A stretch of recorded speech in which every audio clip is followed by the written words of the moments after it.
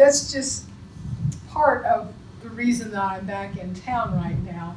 Johan spoke earlier about his desire to see me with my kids together in the same place one more time, and he scheduled it for my birthday and forced them to come. It was interesting.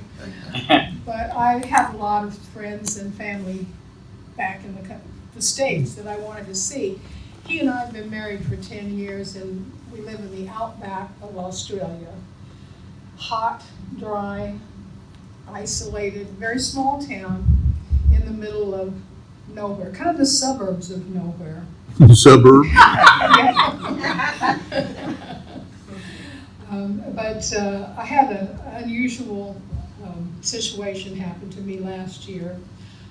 Now, I had always thought that I didn't have a testimony because, well, like Lenny and I grew up together in a Christian church in Clinton, and because you grow up in a Christian family and in a Christian church, you don't really notice the changes coming over you. So there's not that big aha moment, stop that addiction, whatever that a lot of testimonies have. So ours were a little bit more quiet than that. But I finally realized a couple weeks ago that I have had a testimony all this time, because I have always accepted Jesus Christ as my Lord and Savior. And I am absolutely convinced that God has raised him from the dead permanently, eternally. It's a lot more impressive than what happened to me. But I'm going to tell you what happened to me. I got some notes here. This is going to scare the pastor if he sees this. Yeah. Don't scare him. But I was a little, I guess, uneasy about my memory when I first came out of the cardiac arrest and treatments for it. So I sat down and wrote up some notes. And I intended to memorize them, and I didn't do that. And then I intended to read them, and I'm not that good at reading and talking at the same time. So you're going to get kind of a compilation of me just talking and what I have written down here. It was a Monday in August of last year, and it started the day, like always. We host a Bible study in our home early on Monday mornings.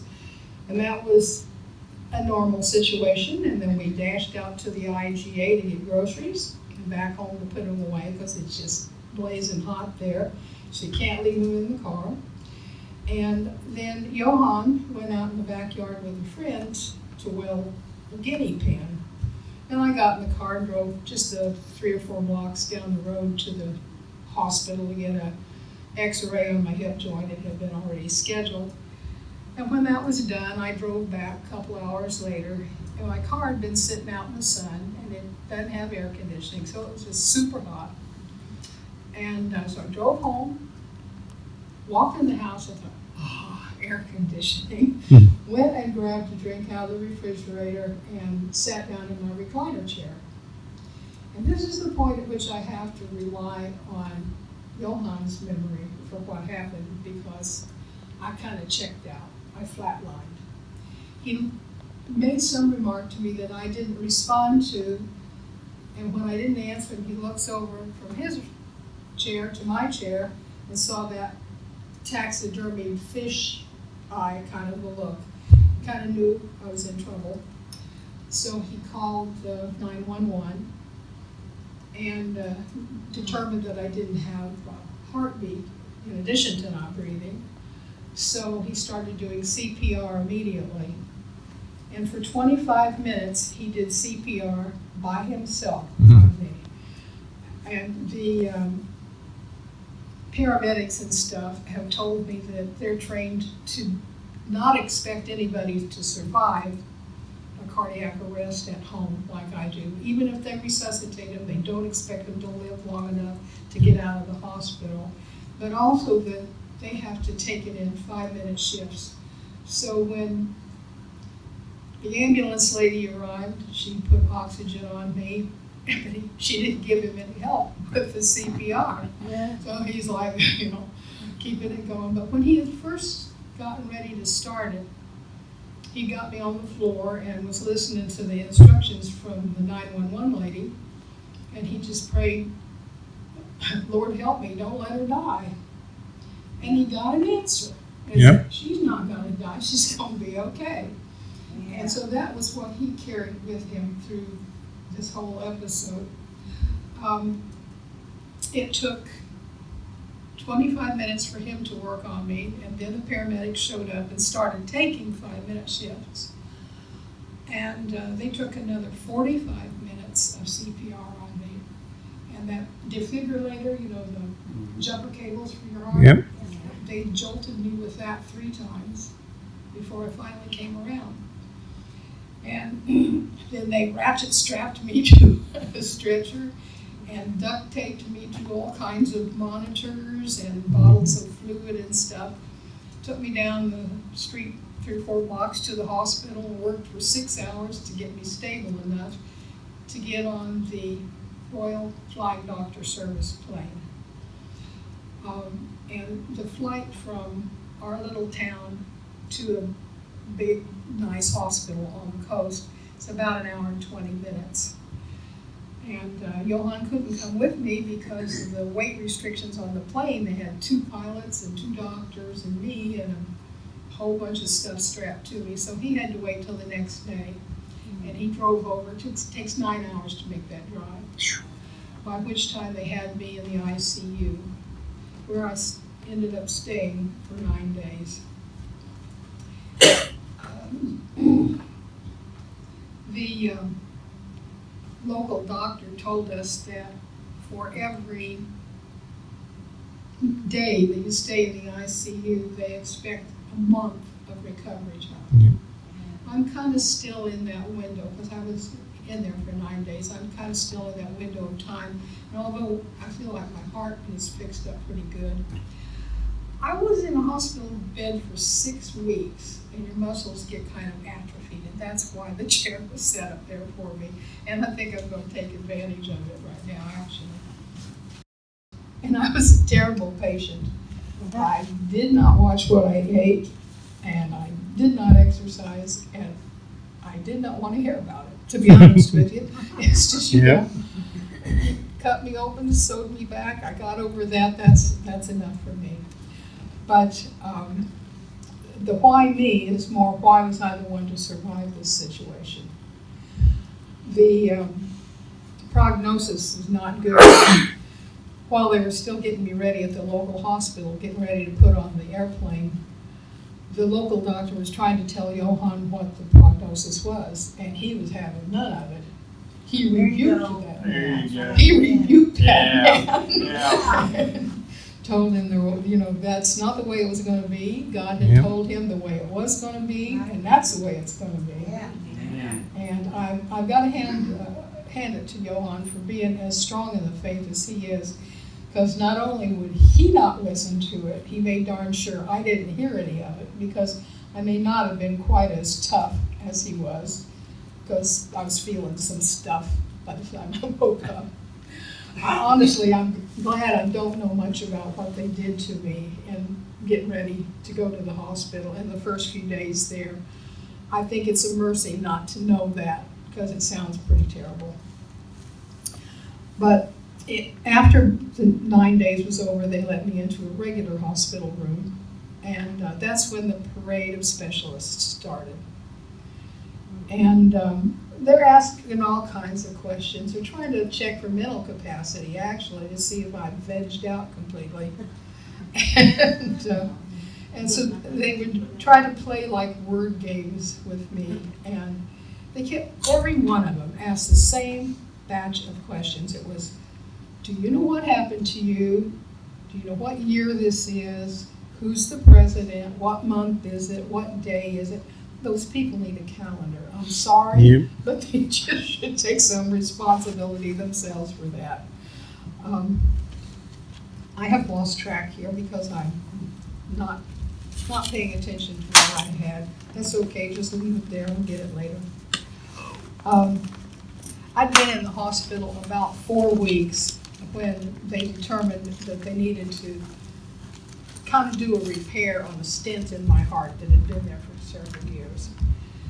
And they were going to do that, and then they said like 3 days later they were going to insert a defibrillator pacemaker. Yep. So that stent operation is done through the groin, and it went fine. They were happy with the results. So I was, okay to recover from it. And then I had a sneezing fit that night in the hospital. And yeah, I started hemorrhaging from the surgical site pretty badly. And so I phoned Johann, who was staying in a nearby motel, and just said, pray for the bleeding to stop.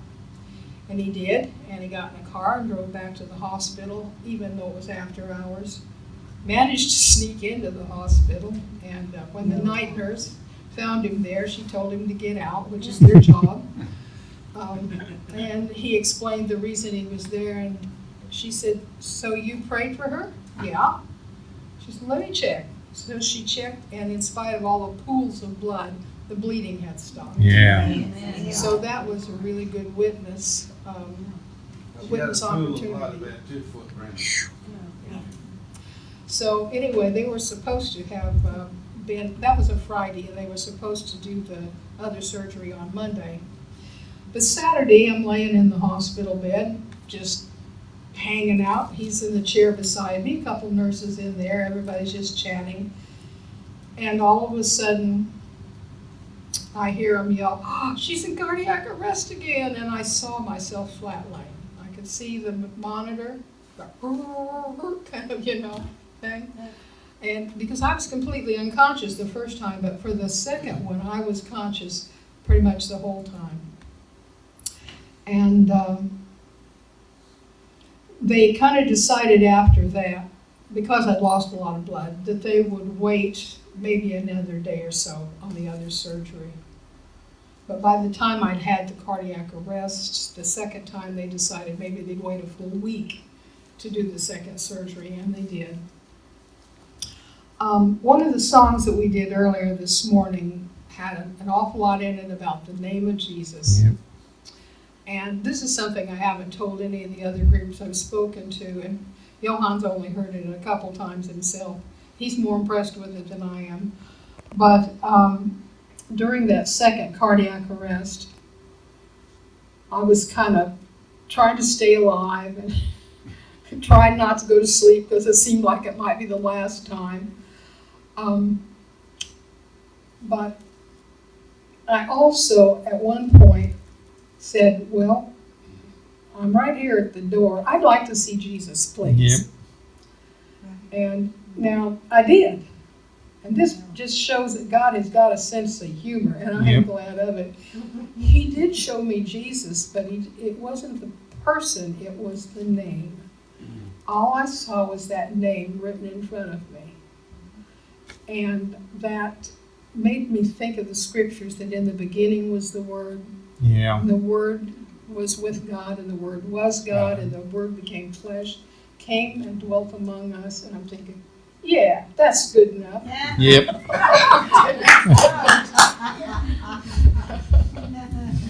But